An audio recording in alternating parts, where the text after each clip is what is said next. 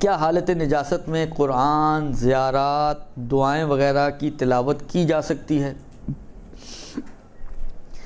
دیکھیں،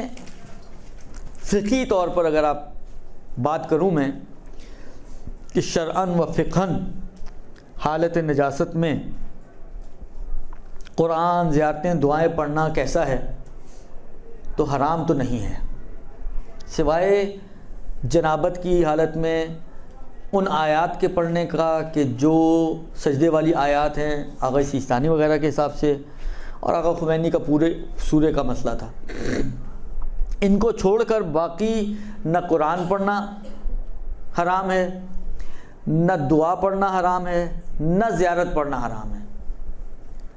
درست، حرام تو بہرحال نہیں ہے، یہ فقہی مسئلہ تو ہو گیا۔ لیکن لوگ ہوتے ہیں دو طرح کے،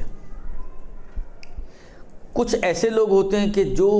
انتہائی سست،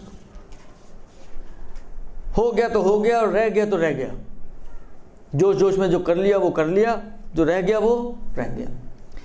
کچھ ہوتے ہیں کہ نہیں، اتنے سست نہیں ہوتے، بالآخر اگر ابھی نہیں گیا تو تھوڑی دیر بعد کر لیں گے جا کے۔ درست۔ اب آپ پہلے دیکھیں کہ آپ کس کیٹیگری سے بلانگ کرتی ہیں۔ آیا آپ جو ہے وہ سست والی کیٹیگری میں سے ہیں کہ اگر ابھی ہو گیا تو ہو گیا، اور اگر ابھی رہ گیا تو پھر نہیں ہو پائے گا؟ تو ایسی صورت میں تو بہرحال بھاگتے چور کی لنگوٹی، چھوڑنے سے تو پڑھنا بہتر ہی ہے نا۔ مثلا فرض کریں، اللہ بن باب مثال فرض کریں کہ کوئی ولادت کا دن ہو آج، اور کوئی حالت نجاست میں ہو، درست، مثلا غسل کرنا اس کو۔ اب ابھی مثلا فرض کریں کام شروع کرنے سے پہلے، میں نے کہا مزاج ہوتے ہیں الگ الگ، کام شروع کرنے سے پہلے آپ نے پڑھ لیا تو پڑھ لیا، اس کے بعد جب شروع ہو گئے اپنے کاموں میں تو پھر تو کچھ بھی ہو جائے نہیں ہونا، تو اس میں بہرحال نہ پڑھنے سے پڑھنا بہتر ہے۔ لیکن اگر کوئی ایسا ہو کہ اگر ابھی نہیں پڑھے گا تو 2 گھنٹے بعد پڑھ لے گا، 2 گھنٹے بعد نہیں پڑھے گا تو 4 گھنٹے بعد بالآخر پڑھ لے گا، تو بہرحال میرا مشورہ ایسے لوگوں کے لیے یہ ہے کہ جتنا زیادہ اہتمام کر کے پڑھیں، جتنا زیادہ طہارت و نجاست کا خیال رکھتے ہوئے پڑھیں، وہ ہائیلی ریکمینڈڈ۔ اگرچہ وجوب کی حد تک بہرحال نہیں ہے، لیکن اثرات ہیں اس کے اپنے، فوائد ہیں اس کے اپنے۔ آپ خود سوچیں، ایک شخص مثلا میں ہوں، درست، میں لیٹ کے قرآن پڑھ رہا ہوں، ٹانگ پہ ٹانگ رکھی ہوئی ہے، یوں قرآن پکڑا ہوا ہے، یا مثلا آج کل موبائل میں لیا ہوا ہے اور میں پڑھ رہا ہوں، اور ایک شخص ہے جو اٹھتا ہے، وضو کرتا ہے، قبلہ رخ ہو کے بیٹھتا ہے، ادب و احترام کے ساتھ قرآن لے کر قرآن کو پڑھ رہا ہے، کیا خیال ہے آپ کا؟ فرق تو ہے ہی نا، یعنی جب ہم فرق محسوس کر رہے ہیں تو خدا کی نظر میں فرق نہیں ہوگا کہ ایک شخص ایفرٹس کر رہا ہے، وضو کر رہا ہے، اٹھ رہا ہے، قبلہ رخ ہو کے بیٹھ رہا ہے، بیٹھ کے نماز قرآن پڑھ رہا ہے، اہتمام کر رہا ہے اس کے لیے، اور ایک شخص یعنی بالآخر یہ چیزیں بتاتی ہیں کہ آپ سامنے والی کی چیز کی اہمیت کے کتنے قائل ہو۔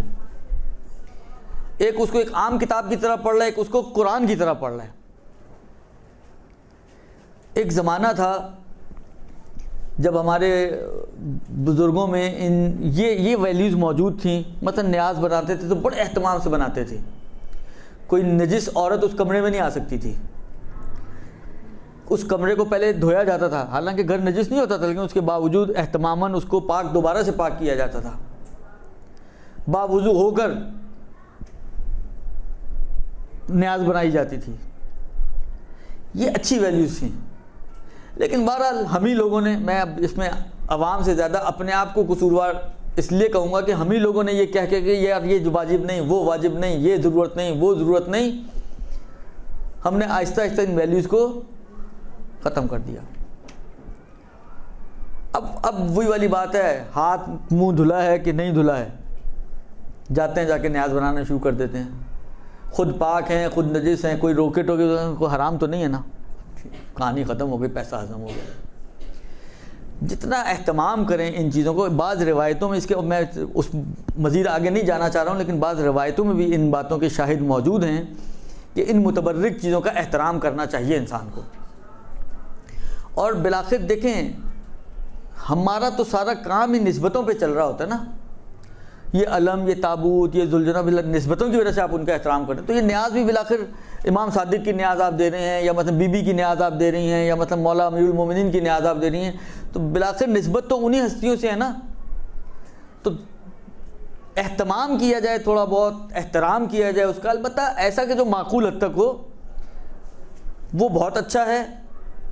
میں سمجھتا ہوں کہ ریکمینڈڈ ہے شرعن بھی. کہنا کہ بعض روایتوں کے، حالانکہ شرعن سے مراد میری ہے کہ بعض روایتوں میں اس قسم کی چیزیں ملتی ہیں کہ ان کو اہمیت دینے کی بات کی گئی ہے. اور جہاں تک وجوب و حرمت کی باتیں ہیں تو بھلے واجب بھی نہیں ہے اور حرام بھی، یعنی واجب نہیں ہے کہ آپ یہ اہتمام کریں، اور نہ کرنا حرام بھی نہیں ہے. آپ جس طرح ہیں اسی حالت میں آپ قرآن پڑھیں، آپ زیارتیں پڑھیں، آپ دعائیں پڑھیں. جو صرف پابندی ہے وہ یہی ہے کہ حرم میں جا کر معصومین کے اور اس کمرے میں آپ نہیں بیٹھ سکتے ہیں، لیکن آپ بہرحال زیارت پڑھ سکتے ہیں، آپ دعائیں پڑھ سکتے ہیں، آپ سب کچھ کر سکتے ہیں، کوئی حرج نہیں ہے. برحمتك يا أرحم الراحمين وصلى الله على محمد وآله